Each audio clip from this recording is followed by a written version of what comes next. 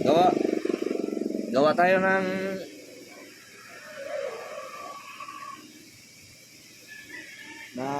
dried pusit.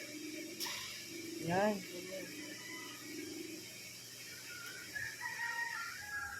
Wala tayong magawa sa laot.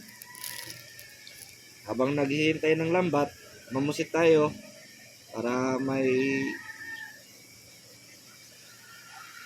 ano tayo, bilad na pusit. Daw, ingana.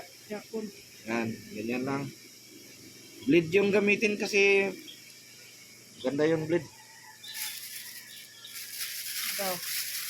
Mga mahigit 1 kilo tong huli ko kagabi. Ya, pusit. Pusit. Bulpin to na pusit, bulpinan. Yung kumahalin. Pag natuyo na to, guys, nasa kalahating kilo na lang to. Gamay na lang. Kunti na lang to.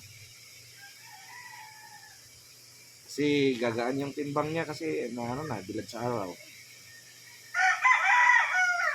Lagyan lang natin ng suka lang panimpla nito. Huwag natin lagyan ng asin kasi maalat to pag naasinan.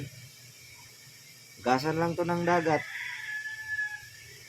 Dagat lang yung panghugas tapos lagyan natin ng suka para masarap.